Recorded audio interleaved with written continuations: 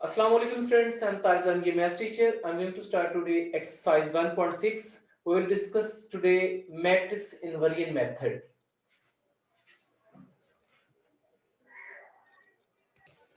जी students, question 1 part first आपके सामने है। फर्स्ट ऑफ ऑल हम इसके जैसा कि क्रैमर्स रूल में मैट्रिक्स बनाए थे, इसके भी मैट्रिक्स ही बनाएंगे। तो हम इसके पहले मैट्रिक्स बनाएंगे, आफ्टर दिस फिर हम नेक्स्ट प्रोसीड करेंगे। This is 2, this is 3। हम उसी तरीके से मैट्रिक्स बनाएंगे, इसकी कोएफिशिएंट्स का मैट्रिक्स बनेगा। मैट्रिक्स आपके पास ये आया। नेक्स्ट यहाँ पे x here will be y equals to 4 and 6। ये मैंने मैट्रिक्स बना लिए। अब हम वैसे ही नेम देंगे। The name of this matrix is A and this is x capital X equal to this is B। अब हम क्या फाइंड करना चाह रहे हैं? असल में हमने x और y की वैल्यू फाइंड करनी है। It mean that x find करना है। तो x के साथ ये a मल्टीप्लाई हो रहा है, ये राइट साइड पे जाके क्या हो जाएगा? डिवाइड हो जाएगा। तो x will be equal to b a inverse. Divide होने की बजाय मैंने ऊपर राइट किया, इनवर्स लेके इसका राइट किया। अच्छा एक और बात, यहाँ एंड पे राइट नहीं करेंगे, हम पहले राइट करेंगे। क्यों? रीजन क्या है? क्योंकि इधर भी x से ये पहले था, तो जब राइट साइड पे जाएगा फिर भी x से पहले ही राइट करेंगे। जैसे कि मैंने पहले राइट किया, राइट साइड पर राइट किया, बाद में नहीं होगा, पहले होगा। अगर ये मैट्रिक्स x के बाद होता तो फिर बाद में राइट करते। अब हम इससे पहले राइट करेंगे। अब इसका नाम इक्वेशन नंबर 1 दे दें। अब सॉल्व क्या करना है? हमने x की वैल्यू फाइंड करनी है, लेकिन हमारे पास a इनवर्स नहीं है, b तो है, b की वैल्यू आपके सामने मौजूद। a इनवर्स अगर हमारे पास आ जाए तो हम उसको मल्टीप्लाई करवा देंगे किसके साथ? b के साथ। तो आपके पास x आ जाएगा, फिर आपके पास x और y की वैल्यूज इजीली आ सकती हैं। It means that first of all we will find a inverse. अब a इनवर्स फाइंड करने के लिए हमें कुछ करना पड़ेगा। a देखें क्या है आपके पास, इसको हाईलाइट कर दें। a is equal to 2 minus 2 3 2। अब हम इसका क्या लेना चाह रहे हैं? मॉड। इसकी मॉड की भी जरूरत होगी, इनके इसके डिटरमिनेंट की जरूरत हमें होगी पहले। तो यहां से हम इसका डिटरमिनेंट फाइंड करते हैं। a determinant will be equal to, line straight करें, इसकी लाइन भी स्ट्रेट हो जाएंगी। तो आपके पास 2 minus 2 3 2। अब इनको मल्टीप्लाई करते हैं तो आपके पास a determinant will be equal to, a determinant will be equal to, इसको इससे मल्टीप्लाई करवाना है आपने, 2 मल्टीप्लाई बाय 2। तो आपके सामने रिजल्ट है। फिर इसको इससे मल्टीप्लाई करवाना है, cross multiply, this multiply with this, minus करके माइनस लगाया। 3 multiply by minus 2, 3 multiply by minus 2। इसको सॉल्व करें जरा। a determinant will be equal to 4 minus 6, 3 two plus 6। तो आपके पास कितना आ गया? 10। माइनस माइनस प्लस हो गया।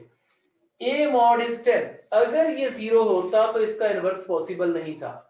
अब एडजॉइंट भी निकालना पड़ेगा हमें।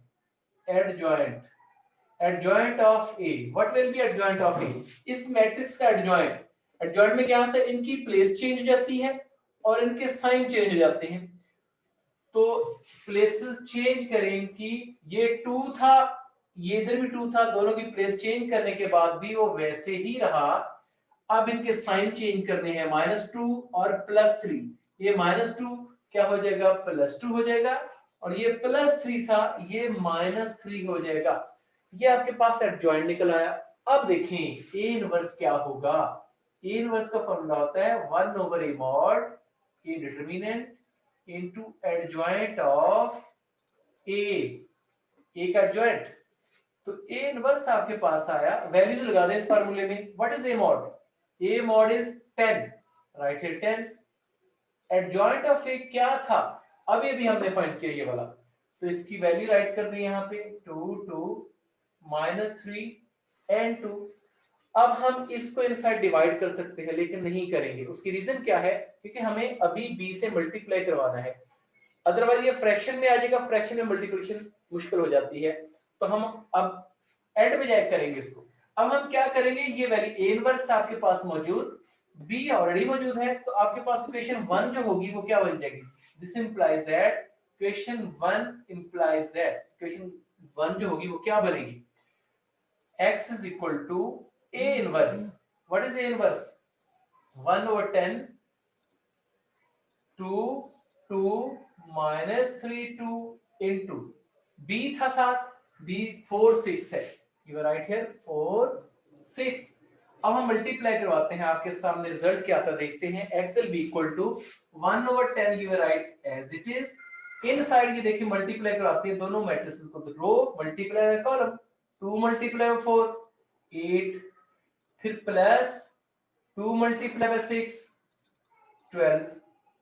इसी तरीके से इस रो को इस कॉलम से भी मल्टीप्लाई करवाना है, -3 multiply by 4 -12 plus 2 multiply bye 6 plus 12। तो आपके सामने क्या रिजल्ट आया, 1 over 10 मैट्रिक्स क्या बना 20 और यहाँ पे 0 बन गया 20 0।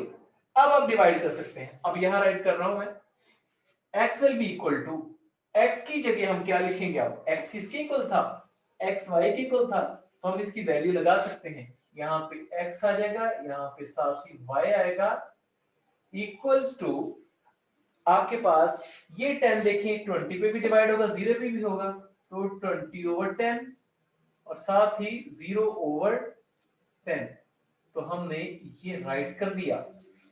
After this what is next step, in next step अब देखें कैंसिलेशन होती है तो कर दें, बिल्कुल हो रही है, 10 और 20 कैंसिल होते हैं, 10 2s are 20 और ये 0 डिवाइड बाय 10 0 ही रहता है। अब आपके सामने x y इक्वल्स टू 2 0, ये आपके सामने रिजल्ट आया। अब x इज इक्वल टू 2 है और y की वैल्यू 0 है, this implies that x equal to 2 and y equals to 0, ये दोनों वैल्यूज आ गई। इसका एंड पे सॉल्यूशन सेट राइट करते हैं, therefore the solution set will be equal to पहले x की वैल्यू बाद में y की वैल्यू राइट करके हम आंसर राइट कर देंगे, यही हमारा फाइनल आंसर होगा। Okay students, this was our today's lecture. Inshallah see you again tomorrow at the same time at the same place. New lecture. Allah Hafiz.